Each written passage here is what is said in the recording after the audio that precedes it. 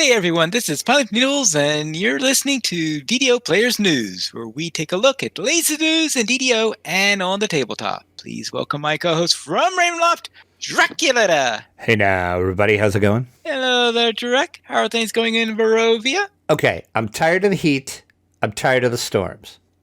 So, let me publicly, in this public forum of this here podcast, publicly apologize to whatever Wendigo I have pissed off with the Magic Weather Grill.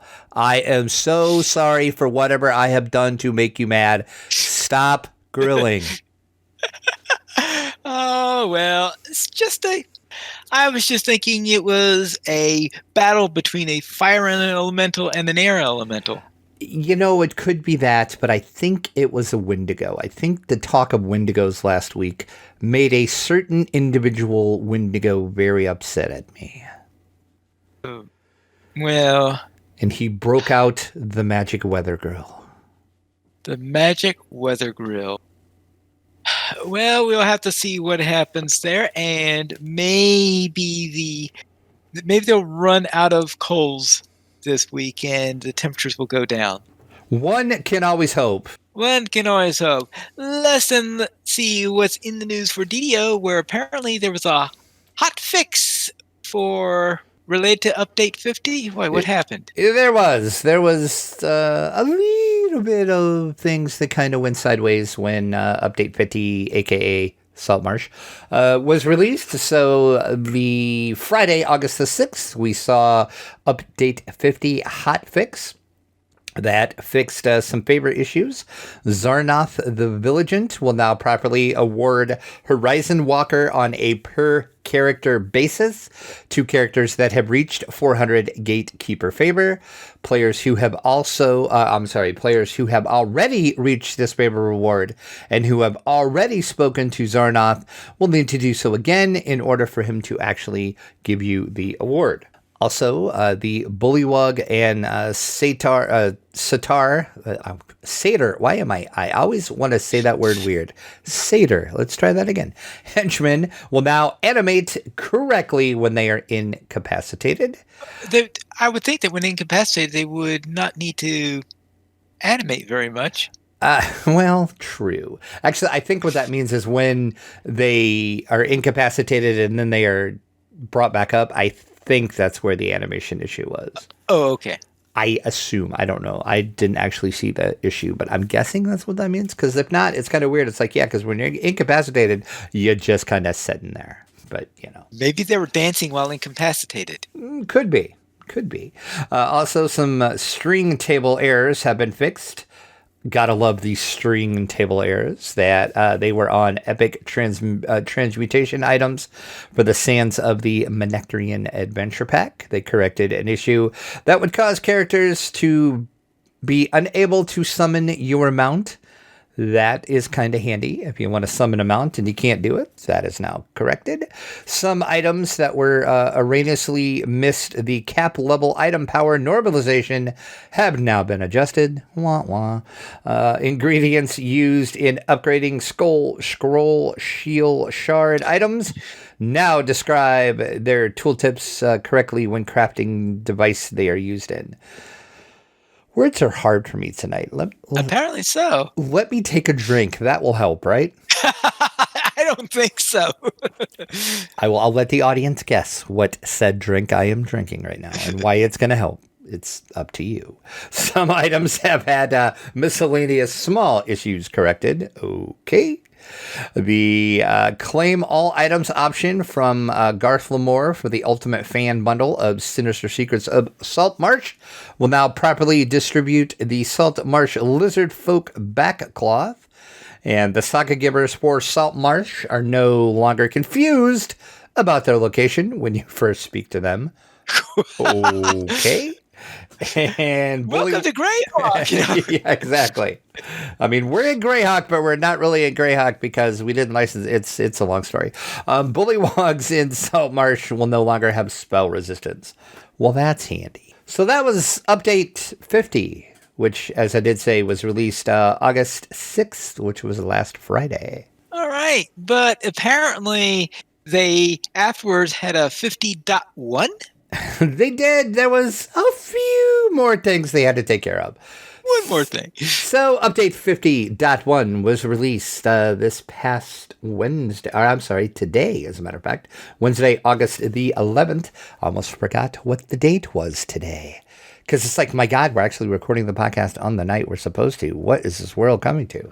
Oh, what a shot. We're keeping to the schedule, Pine Leaf. You should be impressed. As I said, update 50.1 released today, August 11th. Horizon Walker, earned on a per character basis through the Gatekeeper favor, is now retained through true reincarnation. Okay, so first they had trouble getting it, then they had trouble keeping it. Well, it's a complicated thing giving favor to people, okay? It's very complicated. Okay.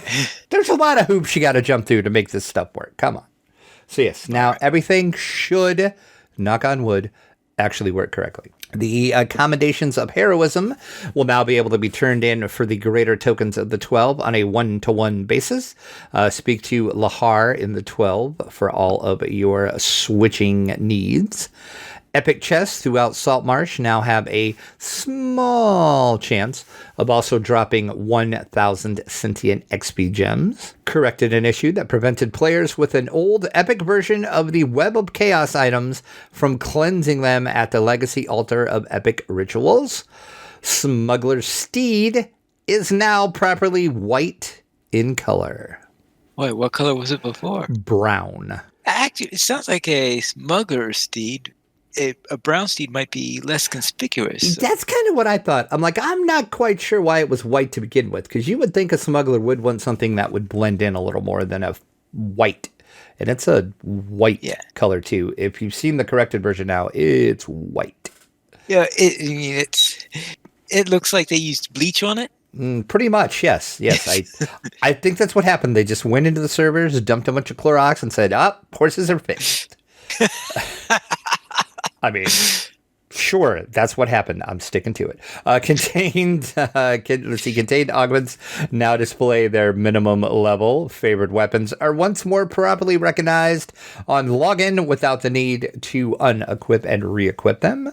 They have fixed a sound issue with the baby crocodile creature companion.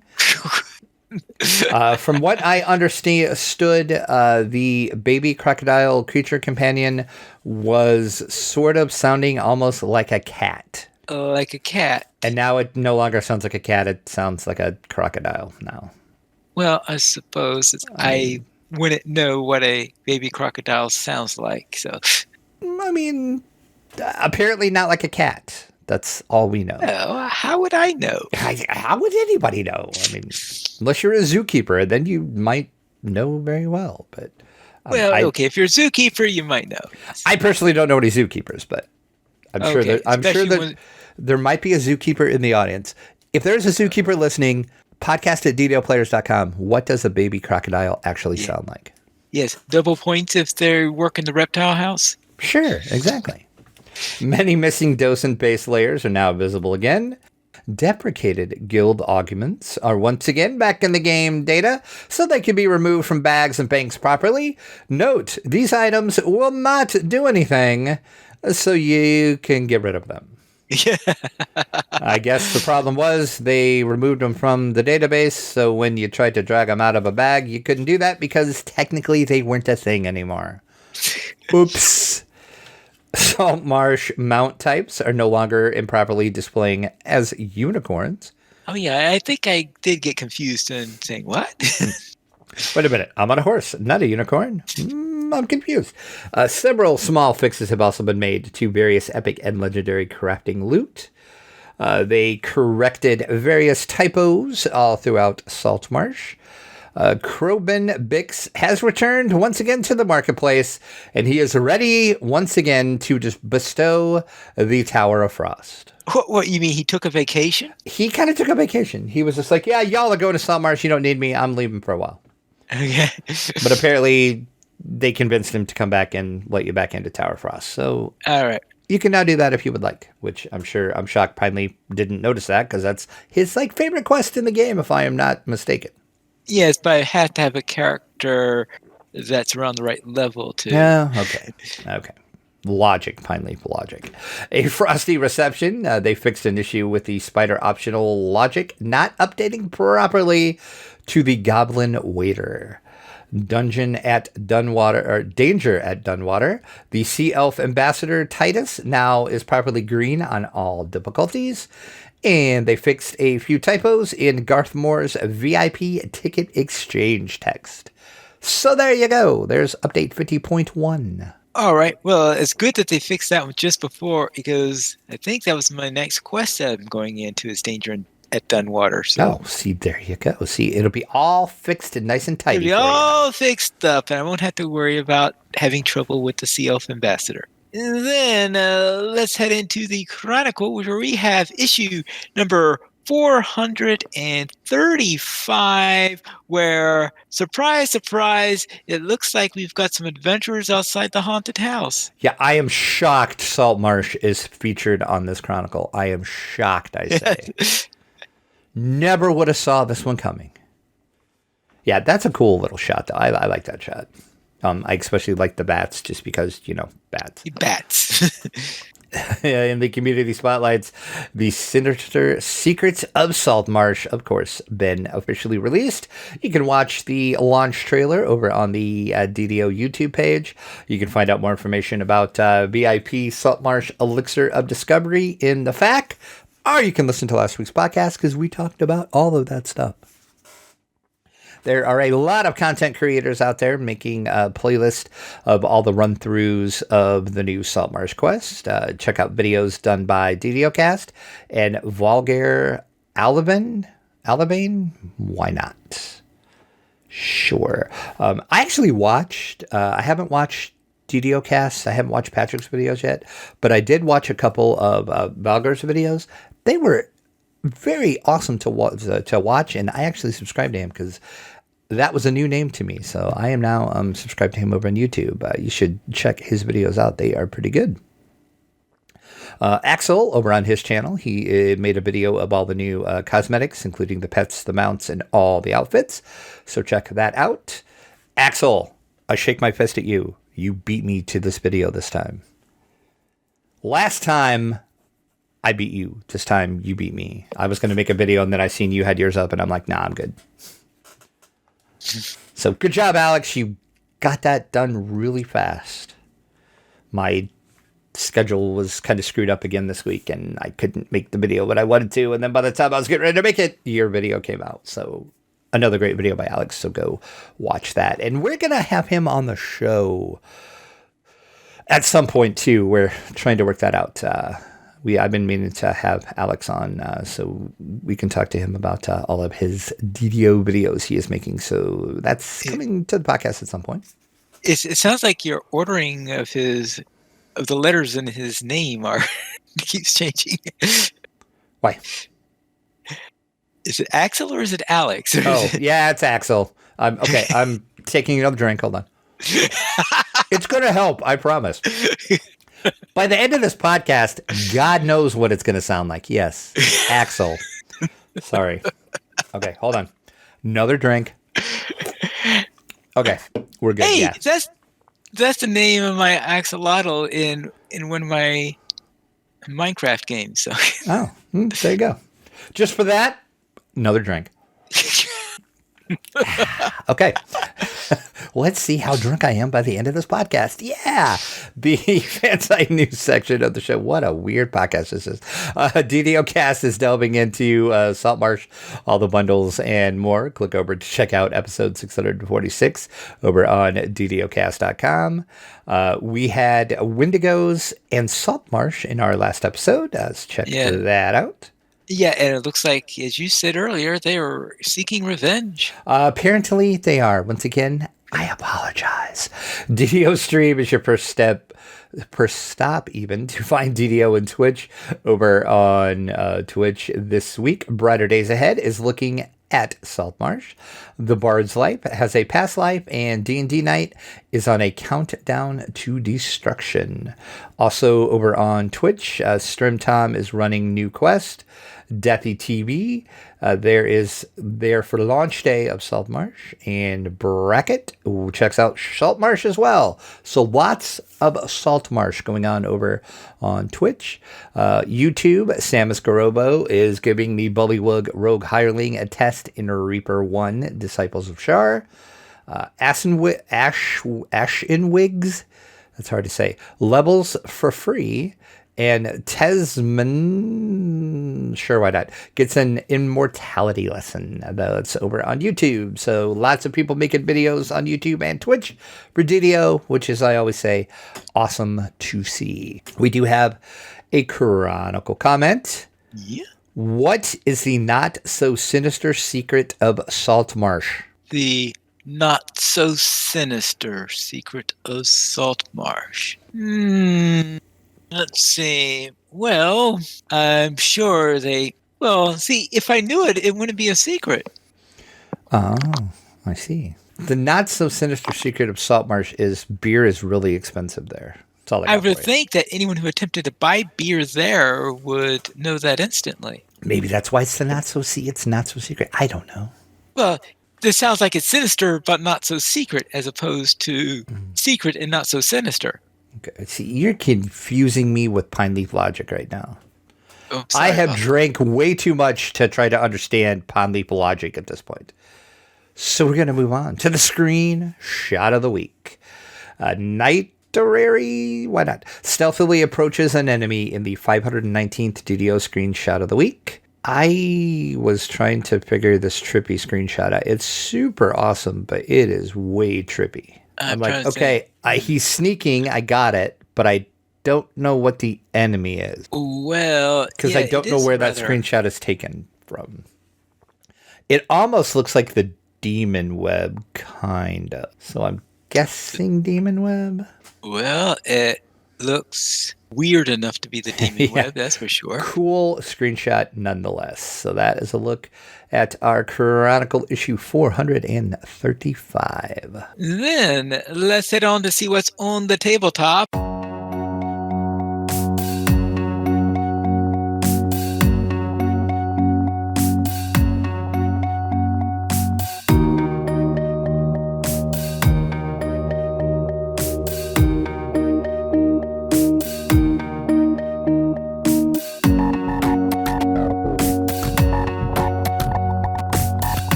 And it looks like that the folks at Gen Con are looking at some numbers and are making some tweaks to their safety protocols.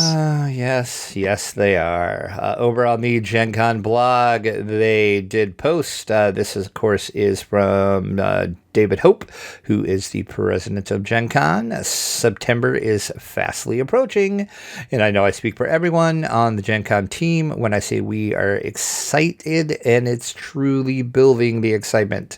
Yes, we're going to be a little smaller this year. Remember 2016? But we have a fantastic slate of events and exhibitors, new and old, plus some exciting surprises that will combine to make this like a Gen Con like no other. You can say that again. Say that again, yes. Like many of you, we're also monitoring the data and the spread of the Delta variant of COVID-19. We're following the guidance of the CDC and continuing to work with local Indy officials, including the Marion County Public Health Department, to further enhance the health and safety of everyone at Gen Con. It's time to make some changes to our previously announced plans. In summary, it's time to mask up. Yep. Mask wearing will be required in all indoor and crowded outdoor Gen Con spaces. You must be wearing a mask while attending Gen Con Indy unless you are actively eating or drinking. Accordingly, we are dropping the option to show proof of vaccination to forego wearing a mask. Last time we talked about this, we said you were going to get the little wristband. If you proved that you were vaccinated, then you didn't have to wear a mask. That's now out the window. everybody's wearing a mask. And they do say, speaking of vaccinations, they do anticipate that everyone 12 and older that is attending Gen Con will be fully vaccinated against COVID-19. Over 90% of the respondents of their surveys have indicated they are fully vaccinated.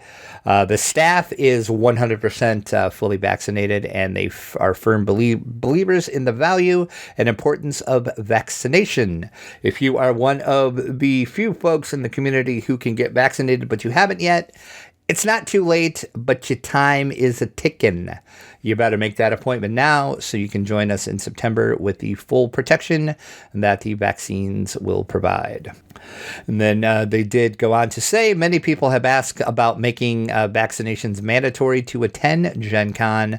They are not announcing that publicly yet. So there is no policy that says you have to be vaccinated to attend. They are working with local health officials, and they may do so at any time prior to the convention, so stay tuned. They did say they have seen other conventions moving forward that is the case. You do have to prove proof of vaccination to attend those conventions. As of right now, subject to change, Gen Con is not one of those.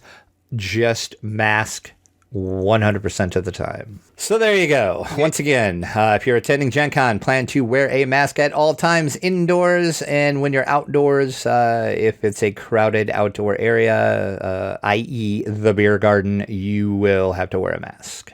Yes. If you're in a place that's crowded, which in Gen Con, is there any place at Gen Con that isn't crowded? Very few. It's going to be interesting this year since they're limiting the number of attendees to see if you can actually find a less crowded space. You might be able to this year, but I don't know. I don't know. But no, the answer to your question, no. Everywhere Gen Con is crowded. Yeah, inside, outside, everywhere. Yeah, because I thought at Gen Con, it's not whether a place is crowded or not, but whether it's extremely crowded, very crowded, or just regular crowded. Right. That's exactly it.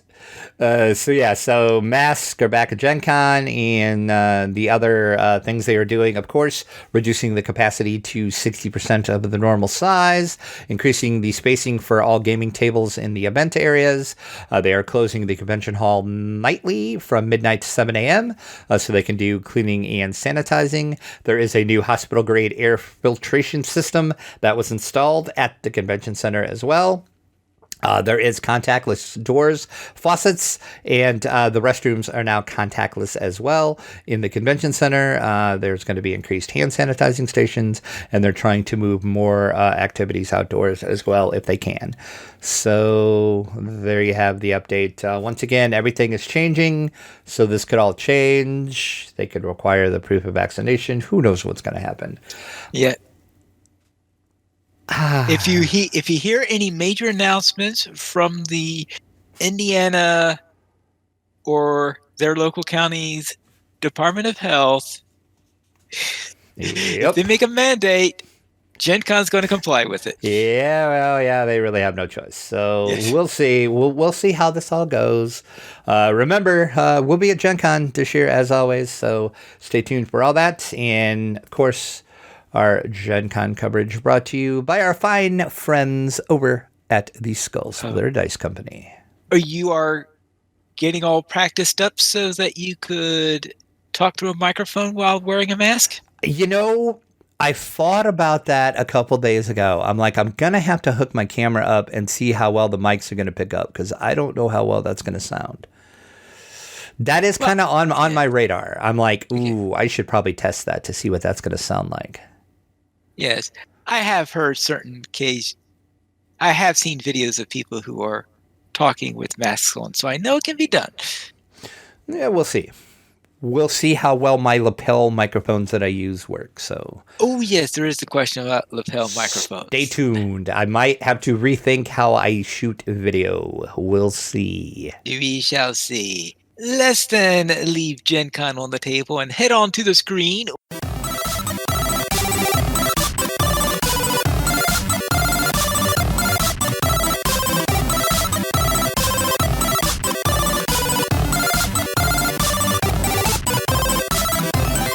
where it appears that we had a little collaboration with a certain group of damsels. We did. We talked about this was coming, and now it's here. The first episode is up over on the Damsels Game YouTube channel. It's the Damsels and DDO Players Play Minecraft. Episode 1 was called Get Back to Work.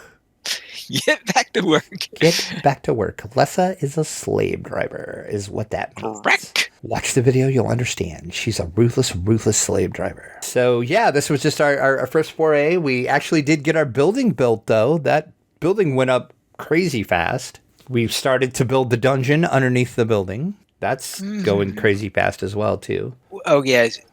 Building, yes, a little dungeon down there. I mean, you gotta have a dungeon, right? I mean, come on. What are you planning to do? Actually, I was in there a couple of days ago, and it looks like that dungeon, I don't know if they intended it, but that dungeon was turning into a creeper spawner. So we gotta Oh, that's awkward. I lit the place up afterwards. That's a little awkward then. Yes.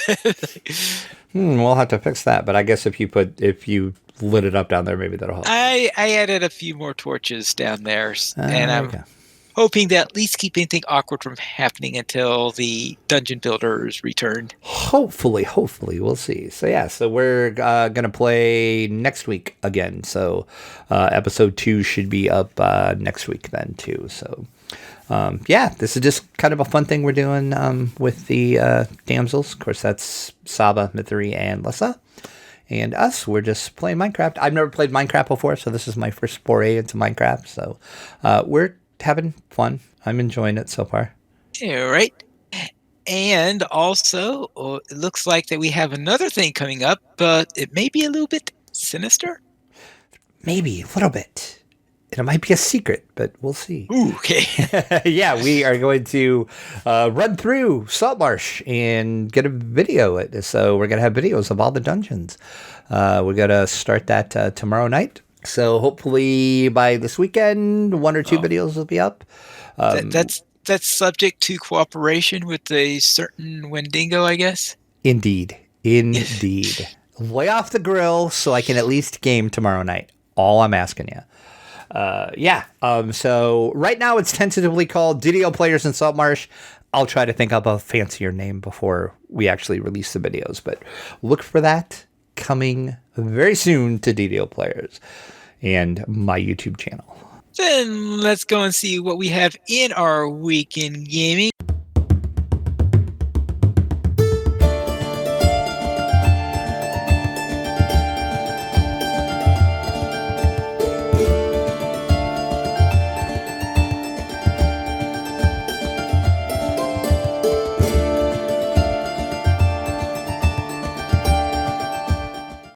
Drac, what were you up to? Well, in preparation for said Saltmarsh playthrough, we needed level 3 characters, and I was told by Pineleaf I couldn't do the Drac method of leveling.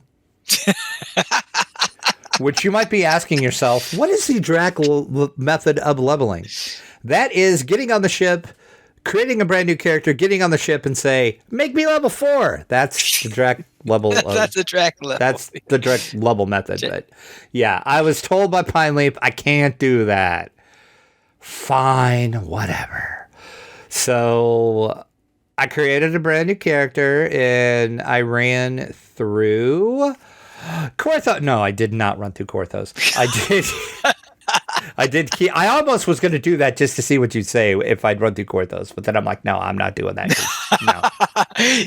No. Yeah, so I ran through Keep on the Borderlands. I read all of them on Elite, and lo and behold, by the time I was done, I was level 3. Actually, I was level 3. I still had like 2 dungeons left, and I was level 3. But so yeah.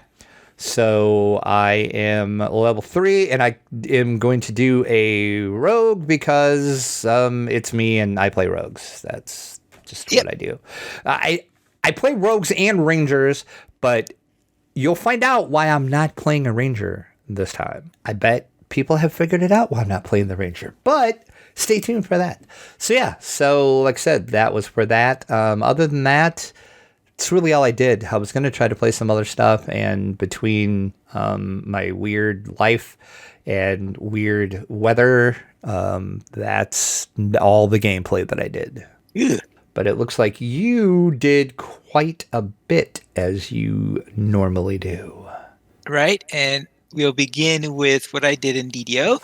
I created a ranger that I am running solo for a YouTube series on Salt Marsh, of course. But first, I did, of course, all the Keep of the Borderlands. Then did a few quests in the harbor because I wasn't running them on Elite like a certain other person does. Then after that, I headed into Salt Marsh and ran the Haunting of Salt Marsh and explored the haunted house. Now, the haunted house is a place that I built in Minecraft a few years back, so I had a rough idea of what the haunted house was like. Though, of course, they have their own little secrets, which we'll all learn about when we run it with Drac, right? But are they sinister? A few of them seemed rather sinister to me. Okay, all right, good. Yeah, Name few checks out then. game checks. Yes, there are a few and there is no way to sneak in under the caves at the bottom. Ah, As dang it! I was gonna try that tomorrow night when we play. I'm like, hey, Piley, follow me. Dang it! no way, Dang it! they kept out that loophole. And in fact, of course, as is the want of DDO, they make sure that there are things like signal crystals and other ways to make sure that you don't make a beeline for the area for the downstairs area. So you have to work yourself in order to get downstairs. It's not DDO if you don't have to do that, right? That is true. That is true. But otherwise, there were a lot of familiar things I noticed while I was doing that. And then after that, I ran Under the Cover of Darkness. Now, I have to admit, I did try to build that ship in Salt in Minecraft, but I don't think I was nearly as successful in building that ship as I was in the haunted house, just to sail there. It's harder to do a ship, like a properly scaled ship in Minecraft due to the way the block sizes are. But I went under under the cover of darkness and try to see what I have on the ship. And I didn't remember as much on the about the ship and the quest on the ship as I did from the haunted house. But there was one point I remembered, and yeah, that was there. Well, we could talk more about that, of course, after I run it with Drac. Then that's it. What I did on that character. I have a few more quests to go there. And I also created another ranger, and that's the ranger I'll be playing with Drac, which is why Drac is not going to be playing a ranger for this one. And once again, I ran Keep on the Borderlands, ran some harbor quests, reached level 3, and now I am all ready to team up with Drac to uncover the sinister secret so that I could try to break up this smuggling operation and Drac could try to join it, I guess. Or take over it, or whatever he does. Maybe. Maybe, yes, of course. Then, over on tabletop, I played Harry Potter Hogwarts Battle. I played Year 6 in solo mode. This is the first time I played Year 6 in a while because when I was playing it in the regular mode where you had to have at least 2 characters, I could never keep up with everything that's involved in Year 6. So I couldn't optimally use my characters. And since I couldn't optimally use my characters, I was taking quite a long and laborious beating whenever I played Year 6. So I put Year 6 aside. But this time, with the new solo mode out, I tried it with Year 6, and I think I was a bit more successful than I usually am in Year 6. I suppose that means I'm going to have to make an attempt at Year 7 at some point. We'll have to see about that one. Then I brought out, finally, the Lord of the Rings, the card game, where I was playing We Must Await or Break a Day. And that quest is probably not the best quest to take when you're looking at this game is, all right, I'm going to give you one more try. Let's try this quest. This is not the quest to do that when you're in a one more try mood. I could tell you that. It was an infuriating quest. And of course, they give these recommended decks that you can use if you don't have time to build your own deck. I tell you right now, I have no idea who recommended that deck, but I guess it's recommended for completely losing. That's the only thing I could say. Yeah, that was a dreadful result on that, and maybe it's gonna be a couple more years before I play the game. Yes, I know I'm supposed to play the Lord of the Rings, the card game, for one of my goals for this year, but if there's a goal that I'm gonna miss this year, it's gonna involve that game. I'll just tell you that straight out. Ooh, this will be the first time ever you don't make your goals. Ooh, Ooh, we'll because see. yeah, because that game. It's been a long time since I played that game, but I remember it infuriated me to no end when I was playing it. I did not like that game at all. Yes, and I don't know. I just cannot get into the CCG mentality. Not the CC. I guess it's LCG Yeah, mentality. it'd be LCG, but yeah, I think that's kind of my. I think that was my biggest problem with it. I think too, maybe. I think Well, you're onto I could something just there. imagine you. Yes, because you're not exactly rolling in money. True. So I could just imagine LCGs with their let's see how much money we can make the players spend. Yeah, exactly. It's like, oh, we have this new deck that oh, we got this great new deck. Oh, how about this new thing? Yeah, exactly. Right. But yeah, I don't know. I just because I like Lord of the Rings and Tolkien as an IP, and I was super excited for that game, and I bought it and I played through it a couple times, and I'm just like, nah, something, and it's been collecting dust on the shelf ever since. Yes, I can.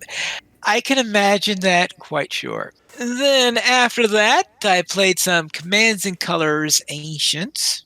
Now, the reason why I played this, because I've played Commands and Colors Ancients quite a bit a number of times this year already, is I wanted to test out a solo system that was put together by CNC designer Richard Borg. So I figured, what does he think about would be a good way to play the game solo? And wanted to give that one a spin on that. And it seems to work fairly well on that. And I also then tried playing a couple of games of Tricorn, CNC Tricorn, also using those rules. So I'm liking his system on it. I still have to decide whether I want to prefer to use Borg system or if I want to use Stuka Joe's system, which is one I was using before. But I think if I do go back to Stuka Joe's system, I'm going to at least use Borg's system for on how to handle the combat cards because Stuka Joe's system doesn't handle combat cards very well, at least not in my opinion. So we'll see how that goes. Then let's see what's on video, where, as mentioned earlier, I was playing some Minecraft with Drac and the Damsels. I've also played some time on that world afterwards just to see if I could get a few things done around the area. So I've made a couple of farms while I was there, did a little bit of exploration. Let's see, what else was I doing in that? Oh, yes, I also managed to make an enchanting table. I've got a few bookshelves for the enchanting table. It's not going to be a fully functional enchanting table. It's not going to be all the way up to level 30 yet, but it's starting to make a slow journey towards being a nice full table over there. So we could soon have enchanted gear, which I'm sure will make everybody happy. And Jack is going, what's enchanted gear? I was just about to ask that. I'm like, that sounds cool. What does that mean? Well, that means that, let's say you have an item. Let's say you make a sword. Okay. It's just a sword. Just even a diamond sword has its limitations on what you could do with it. So what you could do then is you could take it to an enchanting table, and with the help of the enchanting table, plus some bookshelves in the area, plus some lapis lazuli, and of course your weapon in there, it is then able to enchant the weapon so that it becomes more powerful. Oh, yeah, that sounds cool. Yeah, that's right. So I've been working on getting that done a little bit so we could look for it. I've also made a nice pen our for some sheep and some cattle. So now I'm raising some sheep and cattle. So that means now if you find sheep and cattle outside of the pen, you will be able to use Draculeta methods on them. Watch the video and you'll understand that comment. Yeah. Okay. Yes. Okay. So you could. So you'll have a nice opportunity in order to be able to do some stuff on there. Then, also with the LPN group, I decided that it was about time for us to head into the end. And so we headed into the end, and I did a little scouting mission there in order to see what the spawn point was like for the end in our world, and also see what I could set up so that we could prepare to fight a certain dragon that likes to fly around in that area. My scouting mission was a reasonable success. I think I even managed to take out a couple of the end crystals that heal up the dragon before getting killed in there. Being killed was an inevitable thing because there's no way I was going to kill the dragon solo.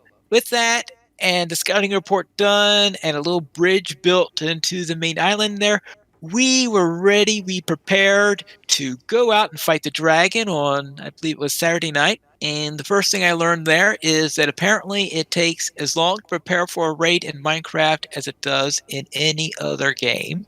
Because you thought, all right, let's go. It's 10 o'clock. Let's go out and do our dragon raid. You know when we got started? Okay, when? But then I have a question. Okay, midnight.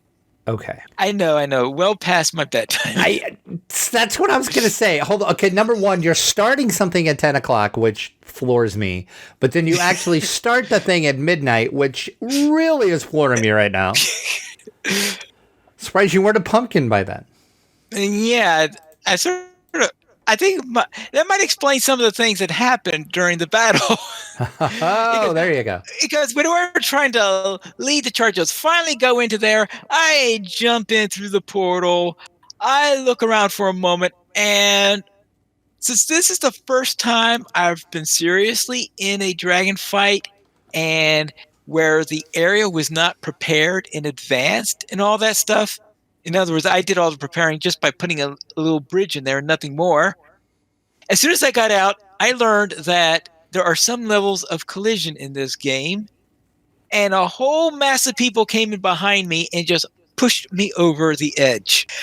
So I didn't even have a chance to draw a breath before I just fell over and died. Okay. Fortunately, there was a bed inside the stronghold next to the portal, so I was able to get up, go back in, and we decided, let's do this take two. We went in, then around. I went around the area to get rid of the crystals, and finally we were able to bring down that dragon. And that is the first time in which I've been in a dragon fight where I feel like I actually contributed something to the actual battle against the dragon, because against that one where they prepared the area, I'm not even too sure I had a single arrow that hit anywhere in that entire thing. This time, at least, I know I hit that dragon and contributed to killing this thing. I'm helping. So we did that, killed the dragon. Yes? No, go ahead. Oh, yeah, I see what you mean. Yes, I am helping. Yes. Will Wheaton joke. So we completed that. Yes, Will Wheaton joke. Play Temple of Elemental Evil and listen to the orbs if you have no idea what we're talking about.